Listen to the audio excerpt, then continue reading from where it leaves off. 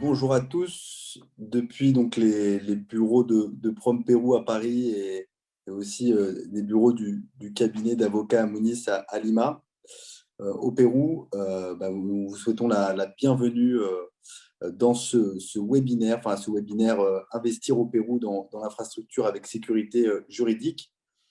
Nous commencerons donc la présentation par les mots d'ouverture de Madame Rosario Parcuelo, directrice de Prom Pérou France, et Confédération Suisse, donc l'agence de promotion des exportations du tourisme et des investissements du ministère du Commerce et du Tourisme du Pérou sur la France et la Confédération Suisse. Cette introduction elle portera donc sur l'économie péruvienne post-Covid. Plus tard, nous aurons la présentation donc, des avocats des studios Moniz, Maître Andrés Delgado et Juan Carlos Salinas, qui nous expliqueront un peu le portefeuille et les projets d'infrastructure en cours par l'État péruvien et les avantages dont bénéficient les investissements étrangers lors de leur entrée au Pérou. Voilà un peu, et nous finirons évidemment par une session questions-réponses. Vous avez un chat sur Zoom avec une partie où il y a marqué QR juste au-dessus de l'écran et vous pourrez donc poser des questions aux différents panélistes sur la présentation. On commence donc avec les mots d'ouverture avec Madame Parcuelo, c'est à vous. Bonjour à tous. Tout d'abord, j'aimerais remercier au nom de Prom Pérou, l'agence de promotion des exportations et des investissements du Pérou, au cabinet d'avocats Moniz, basé à Lima, Pérou, de nous avoir invités à participer de ce webinaire. Le moment est assez important car le Covid a provoqué une incertitude généralisée dans tout le monde sur l'avenir de certaines économies. Certainement, la pandémie nous pose des défis à tous, tant pour les pays développés que pour les pays émergents. Malgré la difficile situation mondiale, le Pérou reste optimiste quant à son avenir pour continuer à attirer les investisseurs étrangers.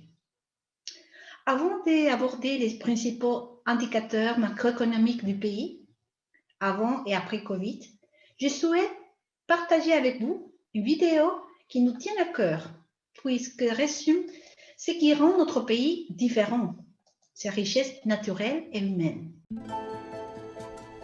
On dit aujourd'hui que le plus riche n'est pas celui qui possède le plus, mais celui qui a vécu le plus de moments inoubliables. Ces moments ne peuvent être vécus que dans un seul pays, le Pérou. Un pays qui jouit de la plus précieuse des richesses. Une richesse qui se mesure en degrés d'harmonie avec la nature. Une richesse que l'on peut découvrir en savourant des plats qui nourrissent aussi l'âme. Ou lorsque le soleil se couche à l'horizon, mais continue à briller dans le cœur des gens. Aujourd'hui, le Pérou vous invite à découvrir la véritable richesse, celle que l'on conserve en soi. Bienvenue au Pérou, pays de toutes les richesses. Bon, on a pu apprécier quelques images. Malheureusement, la vidéo n'a pas pu marcher bien, mais ceci, c'est le Pérou, en utilisant l'expression à la française. Aujourd'hui, plus que jamais, nous avons tous redéfini les concepts de la vraie richesse. Sûrement, notre pays, le Pérou, n'est pas à la tête du classement des pays riches en termes monétaires, c'est vrai. Mais nous avons une richesse intrinsèque. Le Pérou est l'un des berceaux des civilisations du monde, un pays millénaire.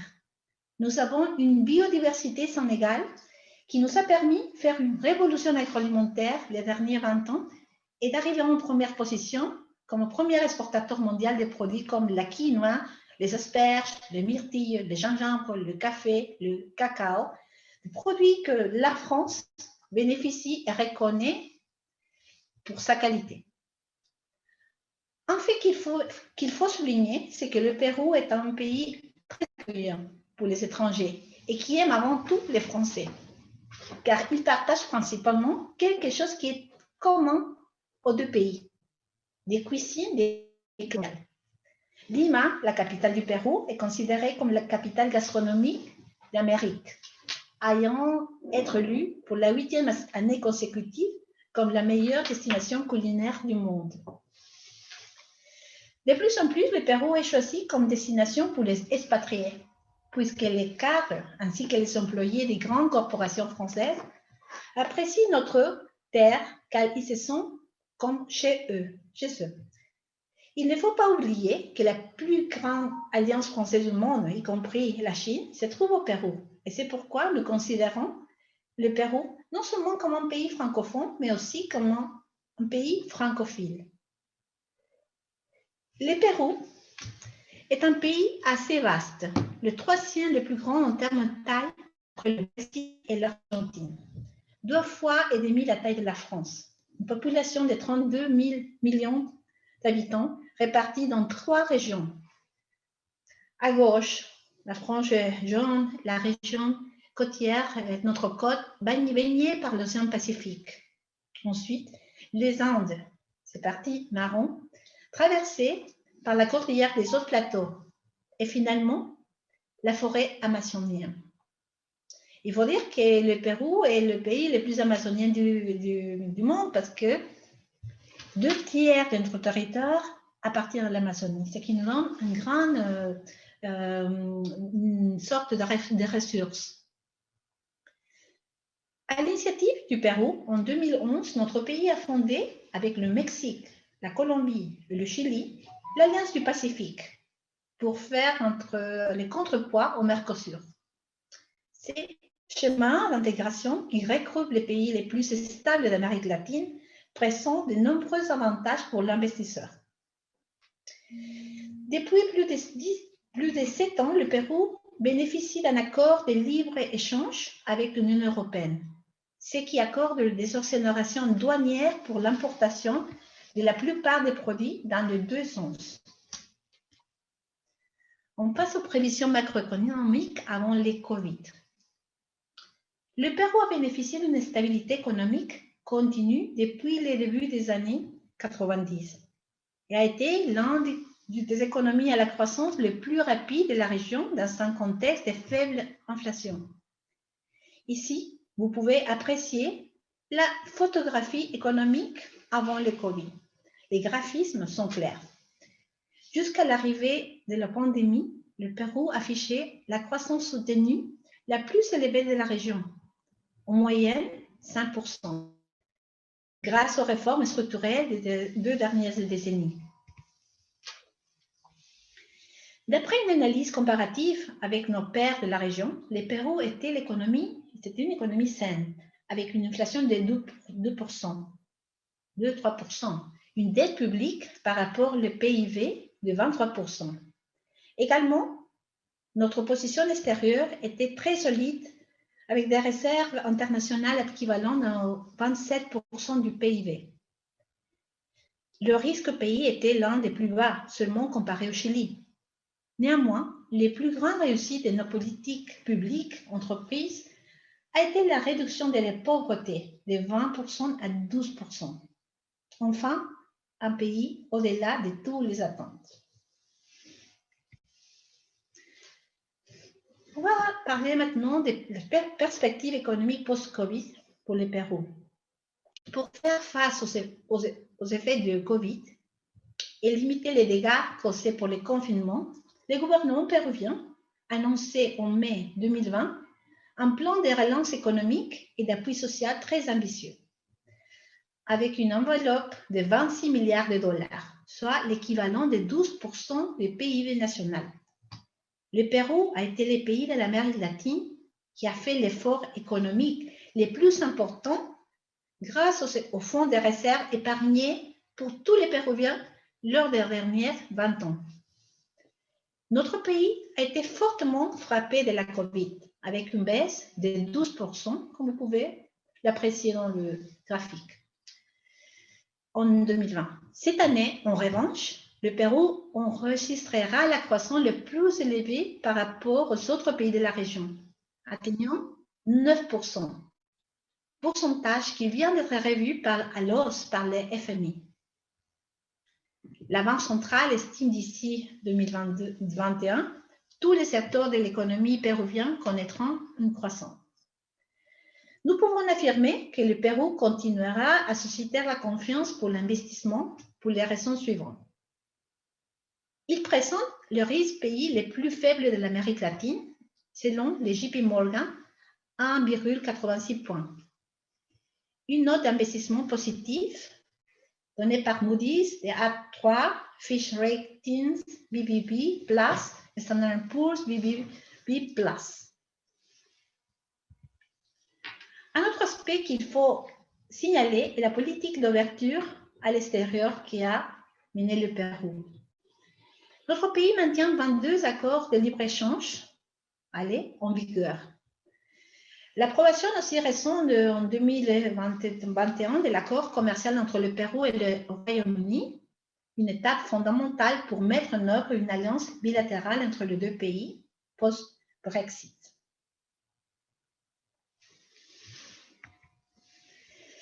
Pour résumer, pourquoi investir au Pérou? Il y a des points qui ont été déjà mentionnés, mais pour renforcer, j'aimerais ajouter quelques éléments importants. L'attitude entrepreneuriale des entreprises, 5e place dans la région. C'est marqué dans la mise en réseau et le développement des produits innovants. La monnaie moins volatile de la région, le sol, est restée la monnaie la plus stable de Latin en 2019 en raison de sa résistance à la situation mondiale. Une économie interconnectée aux tendances numériques, évolution du Pérou à la 56e place dans la connectivité mondiale 2019, amélioration dans la demande d'applications en ligne, et de smartphones, d'Internet au débit, bon dans l'utilisation des startups.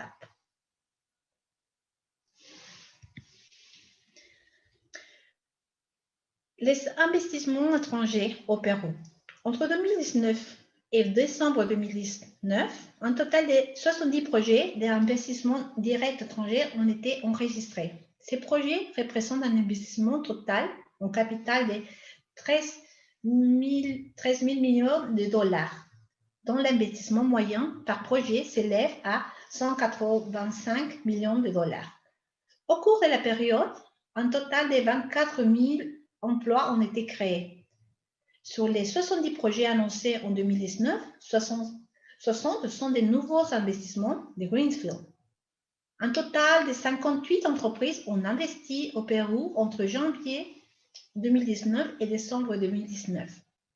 À l'heure actuelle, nous avons recensé la présence de 56 sociétés françaises établies au Pérou qui génèrent 1 500 millions de dollars par an, parmi lesquelles se trouvent EDF, Alstom, Eiffage, Engie, Veolia, Société Générale, Sodexo, Sanofi, Michelin, Poma qui a construit les téléphériques de la cité de Cuelap, les groupes Accor et assez récemment la société NGE qui vient de remporter avec un consortium un appel d'offres de 100 millions de dollars dans le cadre de J2J entre le Pérou et le Royaume-Uni pour la reconstruction du nord du pays.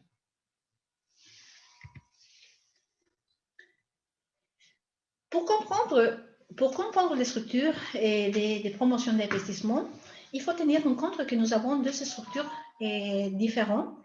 D'un côté, à gauche, vous avez Pro-Inversion, l'agence dépendant du ministère de l'économie et de la finance du Pérou, qui est l'organisme qui promeut l'investissement privé à travers des associations publiques-privées, PPP, pour les gros projets d'infrastructure et les travaux publics. Et différentes missions des pro-inversions, les directeurs sont venus en France pour montrer, pour exposer les projets en cours, non? Et on a fait différentes réunions d'émissions avec le MEDEF international, avec des rencontres B2B avec les entreprises françaises, non? Ils sont toutes les structures à Lima qui sont pour vous accueillir. D'autre côté, à droite, nous avons Prompérou, c'est notre agence du ministère du Commerce extérieur et du Tourisme et des investissements du Pérou, qui a mis en place un nouveau département de promotion des investissements directs pour les secteurs productifs à travers des projets qui vont augmenter préférentiellement l'offre touristique et d'exportation. Alors, les contents, et à travers notre bureau à Paris, vous pouvez les avoir assez facilement.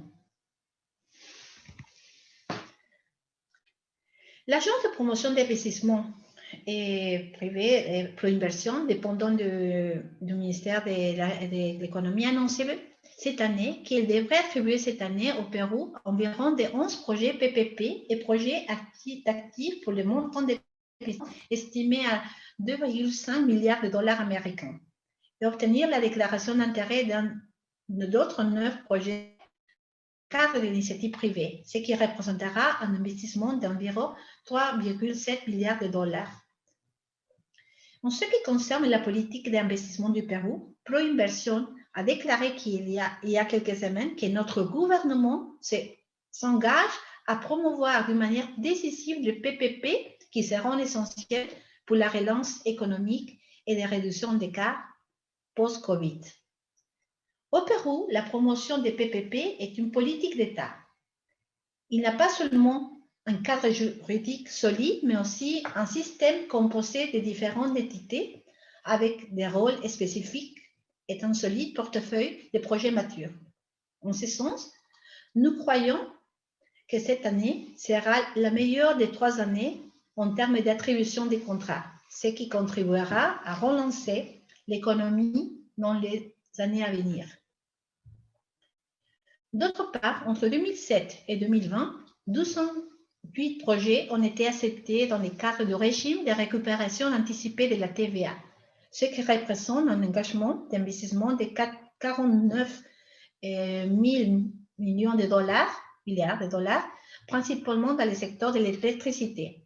De même, des accords de stabilité juridique ont été signés pour plus de 29 milliards de dollars américains, principalement dans les investisseurs avec les investisseurs nationaux. Finalement, j'aimerais mentionner un nouveau mécanisme d'investissement que le Pérou a mis en place, un accord de gouvernement à gouvernement G2G-OAIG, qui a été signé entre le Pérou et la France en juin 2020 pour l'assistance technique liée à la construction des hôpitaux Lorena Cusco et Bernales à Lima. L'offre française a été choisie à l'issue d'un procès lancé en septembre 2019, auquel le Canada et le Royaume-Uni ont été également invités. La durée de l'exécution du projet, qui sera exécuté par Aegis et l'Assistance publique Hôpital de Paris, sera de 17 mois pour l'hôpital de Lorena, 300 lits, et 34 mois pour l'hôpital Bernales, 525 lits.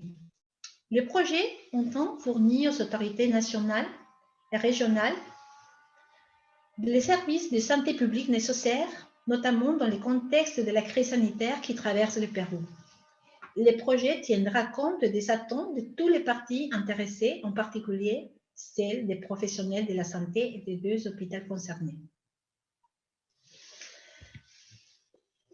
Les accords pour éviter la double imposition, c'est une question assez fréquente parmi les sociétés françaises qui nous demandent quand va être signé. Bon, nous vous informons que le 6e cycle de négociations pour la signature d'un accord pour éviter la double imposition et prévenir l'évasion fiscale entre le Pérou et la France se tiendra prochainement. L'objectif principal de l'accord sous-mentionné est de renforcer la relation bilatérale dans le domaine de la fiscalité, du commerce et des investissements entre les 2 pays. De même, il permettra de faire face au problème de la double imposition internationale en matière d'impôts sur les revenus et qui rendra possible la collaboration entre les administrations fiscales pour faire face à la fraude et l'évasion fiscale. Enfin, il permettra la consolidation bilatérale d'un cadre réglementaire prévisible et sûr, créant un environnement plus favorable pour les investisseurs.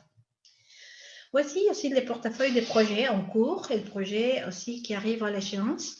Et cette présentation vous sera envoyée et pour plus ample précision parce que nos invités, les organisateurs, les cabinets Munis vont vous parler en détail des projets en cours et qui seront sûrement de votre intérêt. Merci beaucoup de votre attention et à plus tard.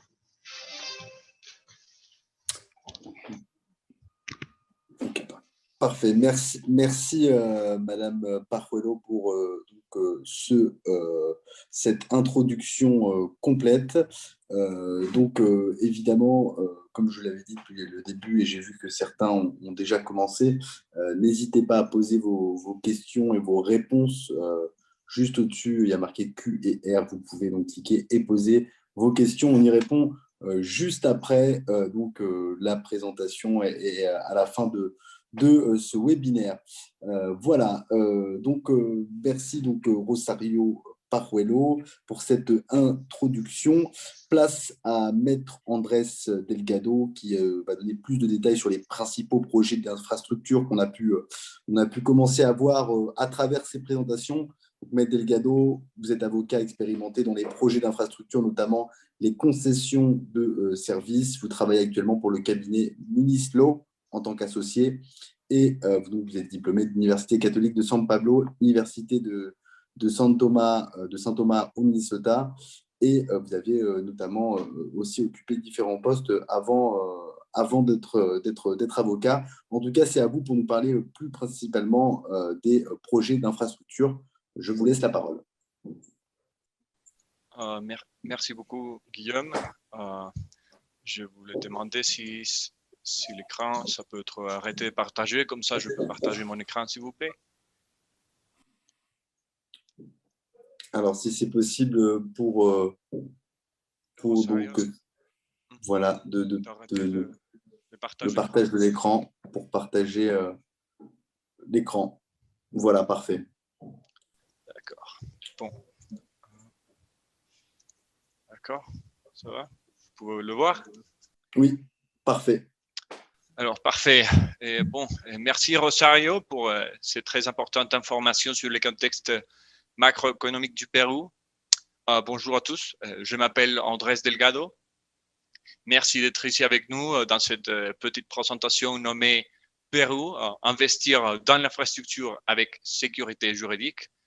Peut-être si vous demandez pourquoi on a décidé cette présentation ainsi, c'est parce qu'on est certain que le Pérou est vraiment un excellent destin pour investir.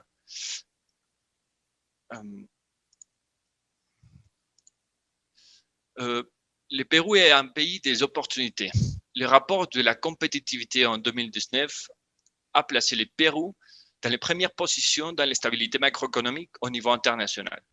Néanmoins, dans le ranking mondial de la compétitivité, le Pérou se place encore dans la 65e position. La France, elle, est en 15e position. On pourrait dire donc que le Pérou a encore beaucoup de défis devant lui, ce qui peut également dire que c'est une très grande opportunité pour la France d'investir chez nous. Ça veut dire également qu'on a vraiment besoin de la France et de son expérience dans nos projets locaux. De plus, d'après le plan national d'infrastructure pour la compétitivité du Pérou, on a un déficit de 100 milliards de dollars en infrastructure. Ce scénario pose une alternative pour établir une collaboration entre le Pérou et la France. Cette présentation a été divisée en deux parties. Dans un premier temps, je parlerai du cadre juridique et institutionnel du pays, et plus tard, j'exposerai brièvement les opportunités actuelles d'investissement au Pérou dans les secteurs de la santé, l'assainissement, le transport et les secteurs immobiliers. Le Pérou a conçu, suite aux suggestions de la Banque interaméricaine du développement, un cadre juridique institutionnel très fiable qui permet de bénéficier les investisseurs dans les pays et notamment leur donner des avantages pour investir au Pérou. Le premier élément du cadre institutionnel est pro-inversion. Rosario a déjà parlé de pro-inversion. On voulait juste mentionner que pro-inversion est la promotion de l'investissement au Pérou. Cette institution est attachée au ministère de l'économie. Il a pour mission développer et conduire tous les procès de développement des projets les plus grands du pays. Et ces développements, ça sera dans le cadre de trois modalités d'investissement. Les trois modalités, ce sont les partenariats publics-privés, on va les nommer PPP, les travaux par impôt, qui s'appellent en espagnol Obras por Impuestos, et finalement les projets en actifs ou PA. Tout d'abord, les pays ont décidé de donner quelques avantages à l'investissement étranger. D'abord, l'article 62 de la Constitution péruvienne souligne la liberté de contracter garantit que les parties peuvent convenir selon les règles en vigueur au moment du contrat. Les conditions contractuelles ne peuvent pas être modifiées par les lois ou d'autres dispositions, quelle que soit sa nature. En plus, il n'y a aucune différence entre l'investisseur national et l'étranger. Ils ont donc une égalité devant la loi. Si l'investisseur national a un avantage, l'investisseur étranger pourra également en profiter. Aussi, il existe une absolue liberté d'organisation et de développement des activités. L'État n'aura aucun avis dans les sphères privées des investisseurs étrangers. Finalement, on veut remarquer qu'il y aura un absolu respect de la propriété privée. D'autre part, le Pérou aussi a développé des bénéfices fiscaux pour la promotion des investissements. Le remboursement anticipé de la TVA, le remboursement des impôts et plutôt dans les cadres juridiques, les contrats de stabilité juridique. Le remboursement anticipé de la TVA s'agit d'un avantage qui permet le retour du TVA qui est transféré ou payé dans les opérations d'importation ou d'acquisition locale des biens intermédiaires, des biens d'équipement, des services et des contrats de construction qui sont utilisés directement dans l'exécution d'un investissement au pays. La condition, c'est qu'il soit à un stade pré-productif égal ou supérieur à 2 ans. Comme résultat, il y aura plus de liquidité en phase opérationnelle, il y aura une réduction du coût financier et donc un meilleur abouti du projet. Le deuxième, c'est le remboursement des impôts qui permet aux entreprises qui n'ont pas des opérations taxées au TVA de la récupérer par achat des biens, services et des contrats de construction. Ils doivent être aussi réalisés au stade pré-productif et qui vont être utilisés directement pour l'exécution des travaux dans les contrats d'investissement correspondants. Ensuite, à propos du cadre juridique, les contrats de stabilité sont des instruments de promotion des investissements. Il s'agit des contrats signés avec l'État péruvien par lesquels les garanties applicables aux investisseurs ou aux entreprises bénéficiaires sont stabilisées, selon les cas pour une durée de 10 ans. Par exemple, les avantages aux investisseurs, c'est par exemple la stabilisation du droit à la non-discrimination, la stabilisation du régime de l'impôt sur le revenu, la stabilisation de la libre disponibilité des devises étrangères, du droit à la remise gratuite des bénéfices, dividendes et redevances applicables aux capitaux étrangers. De l'autre côté, si on voit par le côté des entreprises qui reçoivent des investissements étrangers, il y aura une stabilité du régime de l'impôt sur le revenu aussi. Aussi, il y aura une stabilité pour les régimes d'embauche des travailleurs. Et finalement, il y aura une stabilité pour le régime de promotion des exportations. Pour continuer avec les cadres juridiques, on veut mentionner que le Pérou a une loi spéciale pour les modalités d'investissement qui concernent les 3 modalités qu'on a déjà mentionnées. Le PPP, les travaux par impôt et les projets en actif. Cette loi organise tous les procès de promotion de l'investissement afin d'assurer un procès et un concours public transparent. C'est une priorité pour les pays de montrer qu'on peut développer des concours publics avec toute transparence. Aussi, même en cas de dispute, soit dans les concours, soit dans l'exécution du contrat, le Pérou a décidé qu'il est possible de mener quelques disputes, soit par arbitrage national ou même arbitrage international dans les cours les plus importants du pays, soit à Paris, soit à New York, soit à Washington. Dans les cas particuliers des PPP, on veut remarquer que ce sont 5 phases selon la loi des PPP. La première phase, c'est la phase de planification. phase, la sélection de projets d'infrastructure. Ici, les institutions publiques identifient les projets les plus importants dans les plans et ils font une première évaluation. La deuxième phase, c'est la phase des formulations. Dans cette phase, il faut vérifier vraiment si le projet est rentable et socialement viable, et soit financé par des investissements publics ou des investisseurs privés. La troisième phase, c'est la phase de structuration. Et cette phase, c'est au cours de laquelle le projet est vraiment conçu comme un PPP. Il y aura déjà un cadre spécial, ça sera une évaluation avec des variables spéciales, par exemple la variable, la valeur par argent qui détermine vraiment si un projet peut être exécuté ou pas par PPP. La quatrième phase, c'est la phase des transactions. Il comprend déjà la promotion du projet auprès des investisseurs potentiels, l'appel d'offres et finalement l'attribution du PPP, du projet.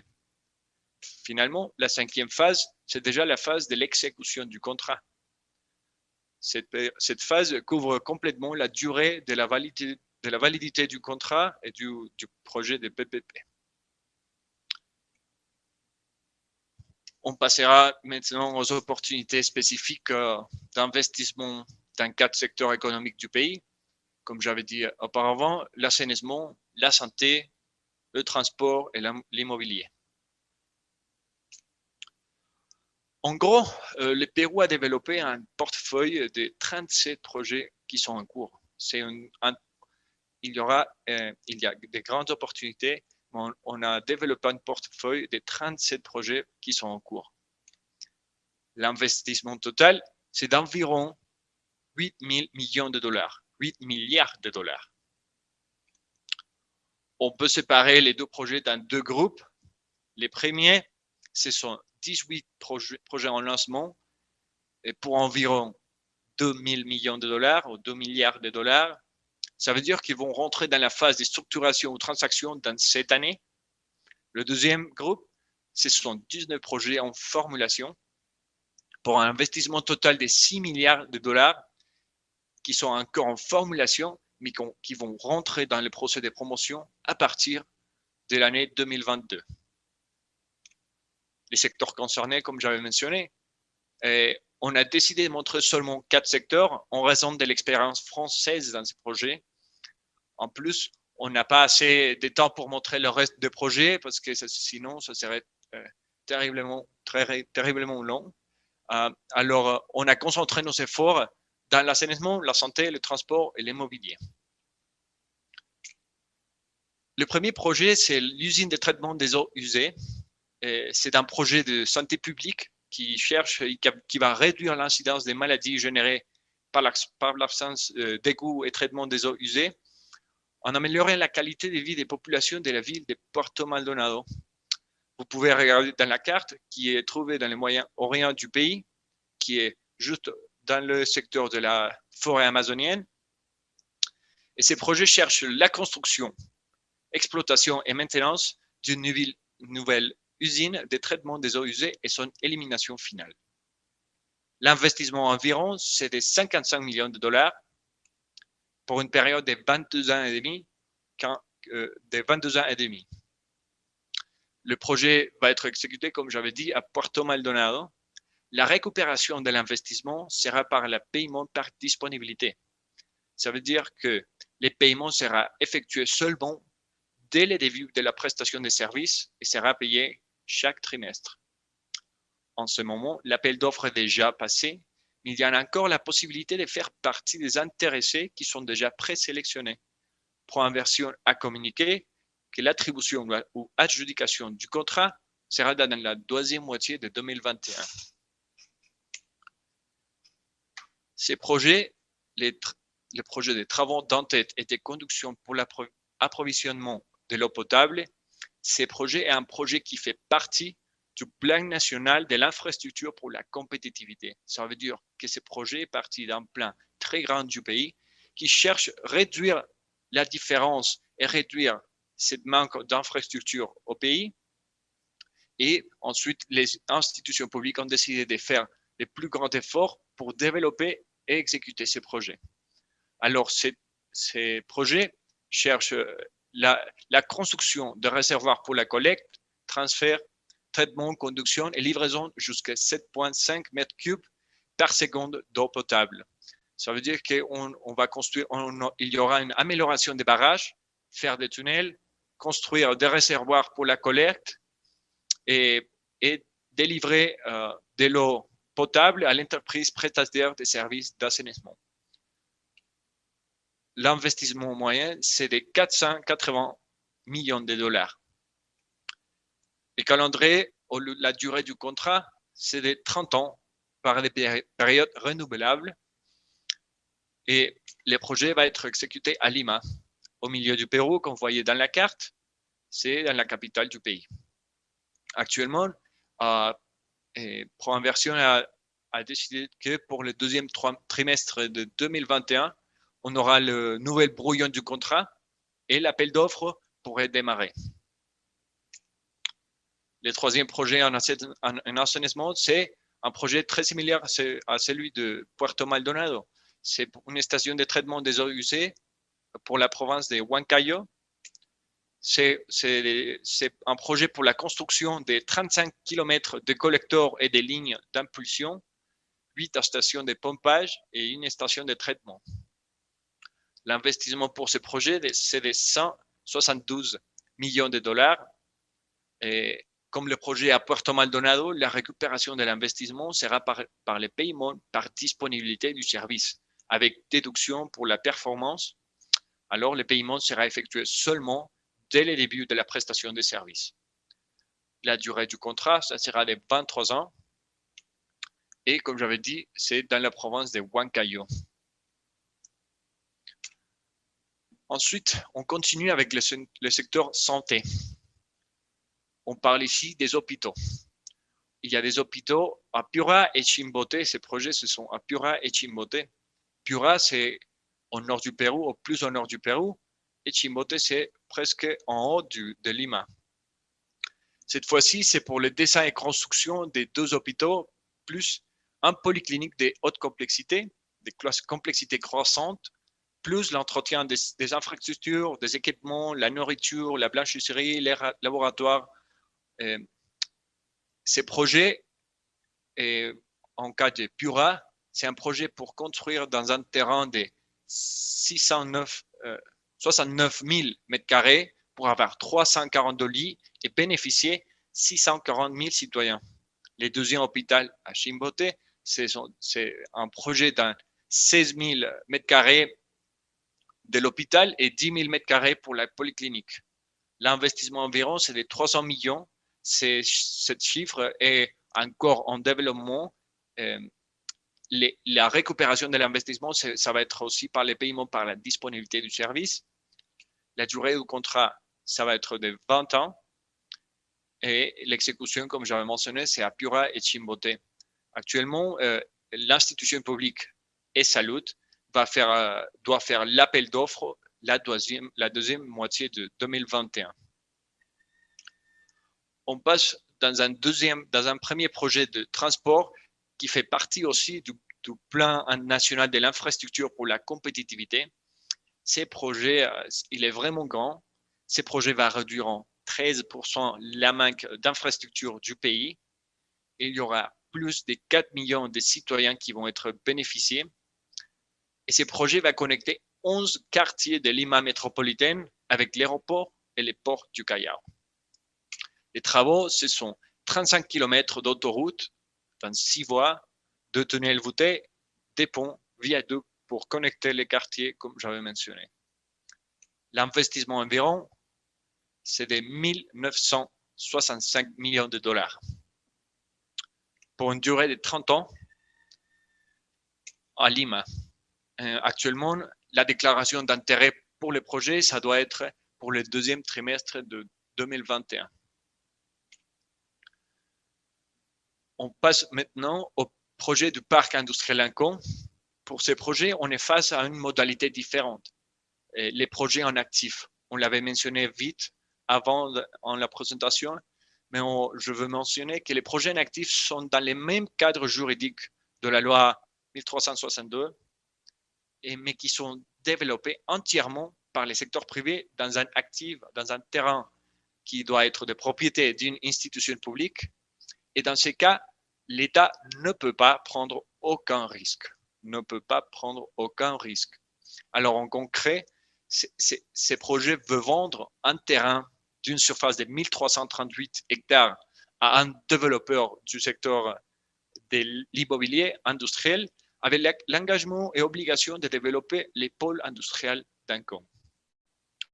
Pour atteindre cet objectif, l'investisseur doit construire de l'infrastructure pour soit l'industriel, pour des opérations logistiques, pour le commerce de biens et services, pour l'installation des services communs et développer une plateforme pour les opérations d'échange logistique. Ces projets auront un investissement environ de 750 millions de dollars pour une durée de 16 ans. Actuellement, l'appel d'offres est ouvert jusqu'au troisième trimestre de 2021. Ce projet aussi est développé à Lima, aux alentours de Lima, mais dans le même département de Lima. Avec ces projets, j'arrive à la fin de ma présentation. Merci beaucoup pour votre temps. Si vous avez des questions, n'hésitez pas à les poser, s'il vous plaît. On est prêt à les répondre. Et si vous cherchez, vous voulez plus d'informations, s'il vous plaît, je vous en prie, nous contacter sans aucun problème. Merci beaucoup. Et c'est tout pour moi. Merci. Merci, Maître Delgado. D'ailleurs, il y a des questions qui arrivent au fur et à mesure. On y répondra, dans un second temps, enfin, juste après la fin des présentations. En tout cas, je les ai ici. On pourra y répondre juste après. Merci donc pour ces précisions sur les projets d'infrastructure et sur cette présentation très complète. Je vais laisser maintenant la parole à Juan Carlos Salinas pour évoquer donc, les projets d'infrastructure en cours. Je vais pouvoir donc m'occuper donc de la traduction. Donc peut-être qu'on fera des pauses pour justement les différentes personnes qui nous écoutent pour traduire. Donc, vous êtes associé principal des studios Moniz, directeur du domaine d'infrastructure donc de ces études, et vous avez travaillé donc, notamment au ministère de l'économie et des finances du Pérou au sein du cabinet consultatif de deux ministres de l'économie et des finances en 2011-2017. Vous avez notamment été directeur du bureau du conseil juridique du même ministère en 2010 et président de la commission pro-inversion du patrimoine de l'immobilier et des autres projets de l'État pro-valeur. Voilà, vous avez travaillé aussi pour le Banco Internacional del Pérou, donc la Banque internationale du Pérou, Interbank, une des banques les plus importantes du système financier péruvien. Et donc, vous êtes titulaire d'une maîtrise en finance, de droit et droit des sociétés de l'Université ESSAN. Voilà, et un peu pour la présentation qui, je pense, est très complète par rapport à notre intervenant. Maintenant, je vais vous laisser la parole, señor Salinas. Adelante. Muchas gracias, Guillermo. Muchas gracias a Rosario también por su participación en la organización y realización de este evento. Y también muchas gracias a Andrés por su exposición. Y por supuesto, también las gracias a todos los asistentes por tomarse un tiempo para escucharnos. Merci à tout le monde. Merci à Rosario pour la présentation. Merci à Andrés également pour ses précisions. Et merci à vous d'être là. Yo solo quiero terminar nuestra presentación destacando algunas ideas centrales de lo que se ha dicho hasta el momento. Y la primera tiene que ver con las brechas o vacíos de infraestructura y de cobertura de servicios públicos que tiene el Perú. Je veux vous parler d'un thème qui, je pense, est important, c'est les projets d'infrastructure, notamment par rapport à Proinversion. Voilà, je pense que c'est important de revenir dessus. El Perú es un país en el que existe todavía mucho por hacer en cuanto a infraestructura, y eso precisamente abre una inmensa oportunidad para que países como Francia, a través de sus empresas, puedan ingresar a nuestro mercado y cubrir esas necesidades que todavía mantenemos. Le Pérou a beaucoup d'opportunités à offrir et je pense que le marché français est une bonne opportunité, notamment les entreprises françaises ont intérêt à regarder le Pérou comme une opportunité pour demain. En el año 2019, el gobierno peruano publicó el Plan Nacional de Infraestructura para la Competitividad, que es un documento cuyos objetivos giran en torno a 4 líneas fundamentales. Le gouvernement péruvien a publié un rapport sur justement les projets d'infrastructure en cours. La primera, establecer una agenda del país para el desarrollo de infraestructura, considerando una visión de corto plazo y también una visión de largo plazo. La segunda, identificar una cartera de proyectos a fin de atraer inversionistas con tecnología y conocimiento para que participen en esos proyectos. Plusieurs axes. Le premier axe par rapport au développement des entreprises et le deuxième par rapport à toute l'infrastructure et le numérique. Y la tercera, servir como herramienta de planificación para que los recursos del Estado peruano se inviertan de la mejor manera posible en proyectos con mayor impacto en la sociedad. Et la troisième, d'avoir justement les entreprises péruviennes, de regarder un peu toutes les règles pour avoir plus d'impact lors du développement. Y finalmente la cuarta, fomentar la mayor vigilancia y escrutinio público en la actuación del Estado peruano en lo que concierne al desarrollo de sus proyectos a fin de evitar prácticas indebidas y consolidar la transparencia. Le dernier point, c'est de consolider une transparence et d'être vigilant par rapport à tous les projets qui sont entrepris par les entreprises péruviennes. El Plan Nacional de Infraestructura identificó que el país tiene necesidades de infraestructura por $100.000 millones si nos comparamos con países desarrollados. Les projets d'infrastructure montent aux alentours de 100 millions de dollars.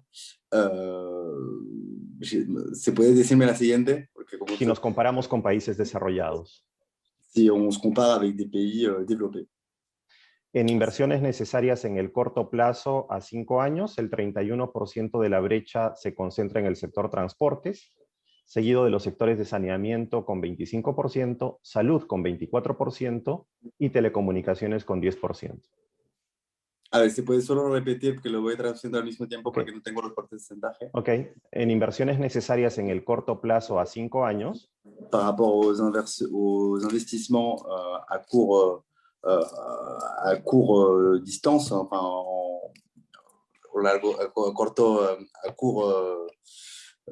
court espace, oui. Eso. Yeah. El 31% de la brecha se concentra en el sector transportes y luego los sectores saneamiento, salud y telecomunicaciones. 31% pour les transports en premier et après c'est la santé et l'éducation. Y en el inversiones a largo plazo, el 44% de la brecha se concentra en el sector transportes, seguido también de saneamiento, salud y agua. 43% pour le secteur benchmark sur les transports, suivi par les télécommunications et l'eau et l'assainissement. Hay sectores, además, en donde la necesidad de la inversión se encuentra asociada a beneficios colaterales importantísimos para el país, como por ejemplo la gestión de residuos sólidos. Il y a des investissements qui sont directement liés justement au développement du pays, par exemple quand on parle de projets qui concernent l'eau et l'assainissement. En el Perú requerimos inversión en este tipo de campos, no solo para evitar daños al ambiente, sino también para cuidar la salud de las personas y sobre todo para conservar nuestro patrimonio paisajístico y cultural, muy importante que nos ha servido para posicionarnos como uno de los destinos turísticos más visitados en Sudamérica. Dans tous les projets que nous pensons évidemment à l'environnement avec la protection de tous les lieux touristiques et la santé des différentes personnes qui viennent au Pérou, les investisseurs et également les Péruviens eux-mêmes. También, como se ha dicho, tenemos necesidades de inversión en salud mediante la construcción, operación y mantenimiento de hospitales. On a aussi besoin d'investissements justement dans la santé. Ça a été justement rappelé avec les hôpitaux, ces projets d'infrastructure. Por otro lado, la agricultura y los proyectos de irrigación son otro de los puntos pendientes de mayor relevancia en nuestra agenda. Nuestro país es una nación con mucho potencial en producción agrícola por los microclimas que tiene, sus diferentes suelos y por nuestra privilegiada posición geográfica. D'autre part, on accorde une grande part à l'agriculture, notamment parce que l'agriculture fait partie de la culture péruvienne et qu'il y a des grandes possibilités agricoles au Pérou.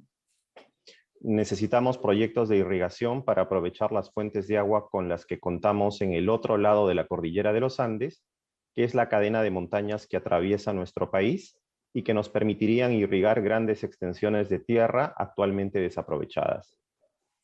On a notamment besoin de projets d'irrigation de l'eau de l'autre côté de la cordillère des Andes pour justement exploiter un peu ces terres qui ne sont pas exploitées et en même temps avoir aussi un vrai circuit au niveau de l'eau qui est exploitée.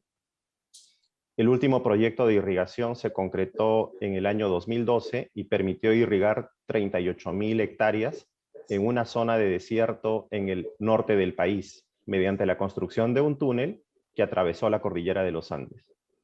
Avec un tunnel, nous avons réussi justement à faire un projet similaire. ¿En cuál años?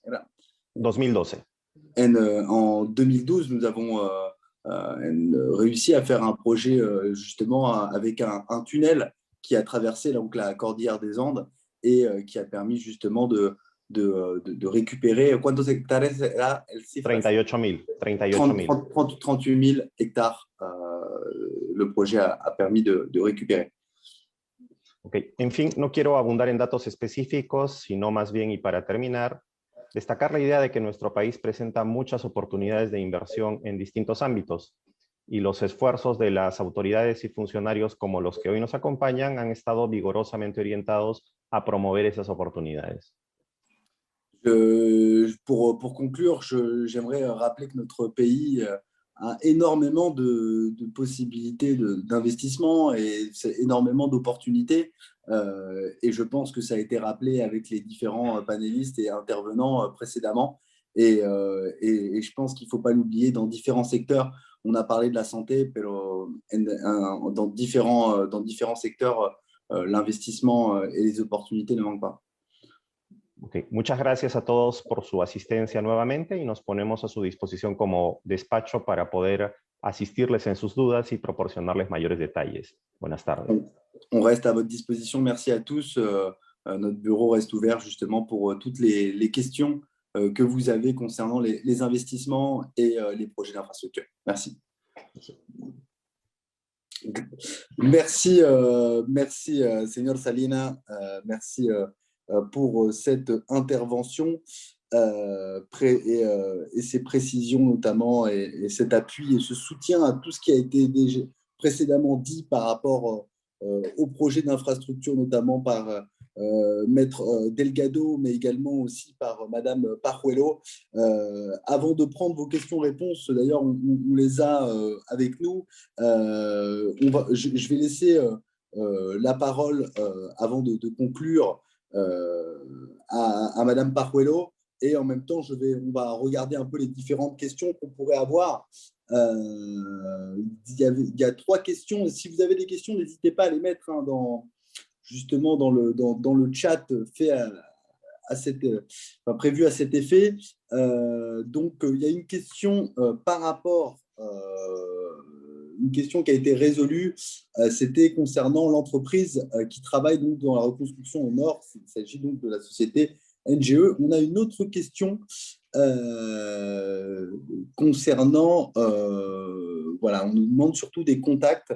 Donc, Madame Pajuelo, je vais laisser peut-être y répondre. En tout cas, on nous dit nous continuons EGIS à répondre au G2G. Nous venons de remettre l'offre pour la 4 du métro de Lima ainsi que pour 2 autoroutes. Nous attendons la L3 et les écoles. Voilà, on demande aussi des contacts. Vous pouvez les retrouver donc dans le chat. Madame Pajuelo, c'est à vous. Oui, alors, merci. John Tessas de la société EGIS, très active dans notre pays. Et par rapport à votre question, il s'agit de la société NGE qui est à Paris, enfin, des bureaux à Paris, mais c'est une vieille société des travaux, des bâtiments de travaux publics. Et il a eu des contrats assez récemment, début de cette année, c'est la fin de l'année dernière. Pour eux, c'était une grande surprise. On s'est très tenu dans ce bureau à Paris. Et ils vont commencer dans un consortium avec une société de l'Uruguay, parce que LGE, à l'heure actuelle, ils sont présents qu'en Équateur, Panama et Uruguay. Mais c'est grâce à son partenaire uruguayen qu'ils ont remporté ces contrats. Et c'est le début je pense que des projets très intéressants pour eux. Et bon, nous espérons que si le temps est venu pour la réactivation économique du Pérou, la reprise va être forte, non, comme était prévu pour le Fonds monétaire international. Et pour cela, nous avons besoin de la pression plus intense des entreprises françaises. Et cette année, et si le temps le permet, et si les frontières vont être ouvertes, les aéroports vont être ouverts, nous prévoyons organiser une mission, un voyage avec le conseiller de commerce extérieur de la France, surtout avec les autorités des Pays de la Loire, pour découvrir quelques secteurs d'activité au Pérou, notamment dans la région de Lima et aussi dans les provinces, parce que c'est très important de découvrir ces projets que nous avons dans le portfolio des projets que nous avons déjà identifiés. Et surtout qu'en ce moment, il y a des sociétés qui cherchent à délocaliser dans l'agroalimentaire. Nous avons aussi besoin des sociétés qui apportent des technologies pour la transformation des produits alimentaires, parce que, comme on a été dit lors de cette conférence, nous devons une puissance agroalimentaire de l'Amérique. C'est vraiment très fort notre croissance dans différents produits. Et nous sommes vraiment très fiers de ce miracle, la péruvienne, qui en a montré que la pandémie était très forte, nous avons été très touchés, mais nous sommes confiants que nous allons sortir de ces crises, parce que fin 80, début 90, les années 90, on a survécu des crises assez intenses d'hyperinflation, nous avions des terrorismes, nous avons le choléra, c'est une maladie très importante comme en pandémie aussi. Et grâce à l'effort de tous les Péruviens, nous sommes aujourd'hui vus comme un exemple des pratiques d'une économie saine. Et nous espérons aussi pouvoir adhérer à l'OCDE, non? Et bon, nous sommes ici à Paris, dans le bureau Champs-Élysées, pour vous accueillir, pour nous entretenir directement. Et nous cherchons toujours des partenaires, des organisations, des associations, des chambres de commerce. MEDEF, toujours un partenaire comme nous, que je salue la présence de Mme Sawan, qui est présente aujourd'hui. Et avec les études, les cabinets d'avocats qui sont ils sont sur place pour vous aider, pour vous accompagner dans ces démarches. Et bon, je laisse les paroles peut-être Andrés ou Juan Carlos ou Andrés. Et avant de finir aussi, j'aimerais aussi vous laisser une deuxième vidéo sur le Pérou que Guillaume va lancer, parce que... Ouais, il y a quelques questions avant, si on peut les prendre, notamment deux questions. Une question de Elsa qui dit « Bonjour, pouvez-vous nous dire un peu plus sur le secteur, sur les opportunités dans le secteur de l'énergie ?» Donc voilà un peu ce qui est dit. Donc je laisse répondre, puis après on prendra une dernière question. Il y en a encore une autre. Peut-être je laisse la parole à Andrés o Juan Carlos. Preguntan sobre el sector de la energía. ¿Qué proyectos específicamente? Sí, correcto.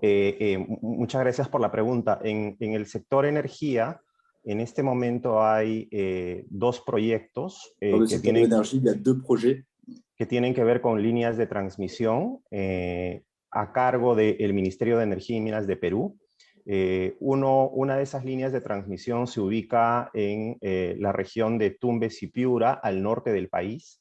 Le premier, c'est la ligne de transmission entre Tumbes et Piura, au nord du pays. Ese proyecto actualmente está en curso. La inversión estimada son $163 millones y es un proyecto a 30 años. Le projet en cours, c'est un projet à 170 millions de dollars et le projet, pour le moment, est en cours. Y el segundo proyecto es un proyecto también de una línea de transmisión en el departamento de Madre de Dios y Piura, en la parte oriental del país. Es un proyecto... Le deuxième, c'est sur la partie donc, de Madre de Dios, sur la partie orientale du pays. C'est aussi une ligne de transmission. Es un proyecto con un monto de inversión aproximado de 34 millones de dólares. C'est un projet d'environ 34 millions de dollars. Y son proyectos que tienen fechas estimadas para poder adjudicarse en los segundos trimestres de este año. Son proyectos actualmente en curso. Et c'est des projets en cours pour le deuxième trimestre de cette année. Ok, perfecto.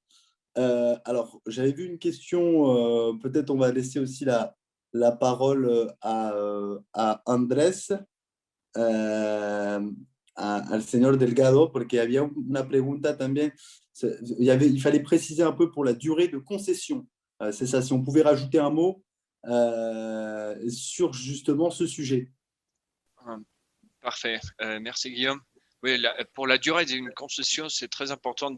On a mentionné déjà que la majorité des projets, c'est plus de 20 ans. Normalement, c'est 30 ans.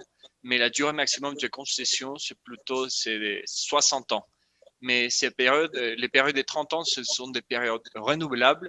Mais il y aura aussi une évaluation s'il y aura une nouvelle période de 30 ans après les premiers 30 ans. Et l'institution publique et ProInversion, ils vont faire une nouvelle évaluation pour déterminer si pour l'État est vraiment important ou l'État est vraiment intéressé en renouveler avec cette entreprise, ou sinon si le projet est plus important ou plus intéressant pour le marché avec un nouveau concours. Alors, c'est ça, les périodes maximum, c'est des 60 ans. Donc, la période maximum, c'est donc de 60 ans. Et la période minimum? Les périodes minimum, il n'y a pas une période minimum. Normalement, les périodes minimum, c'est les périodes que j'ai mentionnées parce que c'est des engagements des investissements très grands pour une période plus ou moins 20 ans, 22 ans et demi, 30 ans, comme je l'ai mentionné. Mais ça dépend du projet, la complexité du projet. Comme on a dit, c'est des projets vraiment complexes et qui doivent ensuite faire des investissements au long terme. Bien sûr. Merci, M. Delgado, pour ces précisions. On va finir avec, cette fois-ci, les derniers mots, les mots de conclusion de Mme Pajuelo avant de diffuser donc une vidéo. Voilà. On a répondu à toutes les questions. Oui, finalement, pour remercier à tous les participants, pour remercier de votre intérêt pour le Pérou. Et le Pérou est pays des Incas, mais pays aussi d'une richesse, comme je l'ai dit, que vous êtes prêt à vous accueillir avec tout nos soutiens de l'État, du secteur privé. Et nous restons en contact. On va vous envoyer, Monsieur Legis, les contacts de la société NG, comme vous l'avez sollicité. Merci.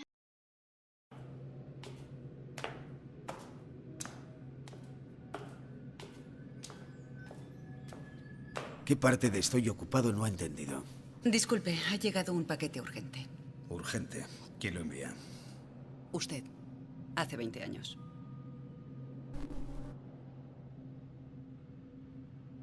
Gracias.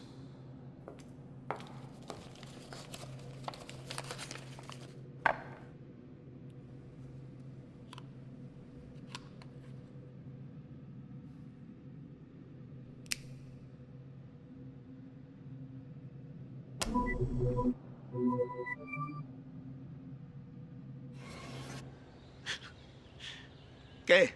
¿Sorprendido? Seguro que ya ni te acordabas. Si estás viendo esto es que han pasado 20 años.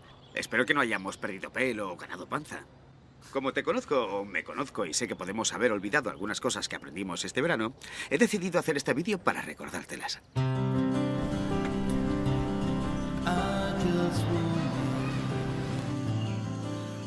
Recuerda que hubo un tiempo en el que fuimos viajeros, no turistas. En el que nos guiábamos por la curiosidad, no por un libro. Y no necesitábamos reserva para pasar una gran noche. Y tú lo sabes.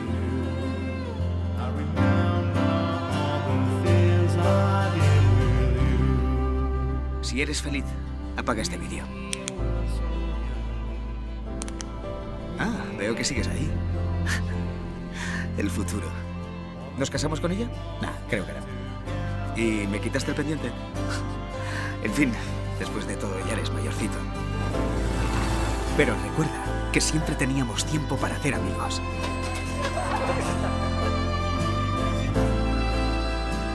Y para aprender. Aprender que hubo un tiempo en el que el mundo entero decía no se puede.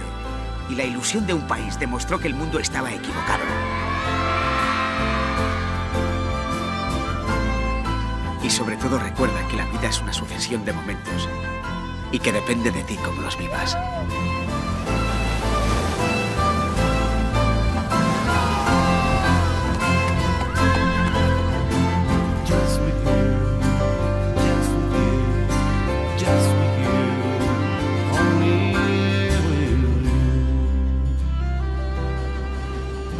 Estés donde estés dentro de 20 años, o bueno, estemos donde estemos dentro de 20 años, recuerda cuando vinimos a Perú.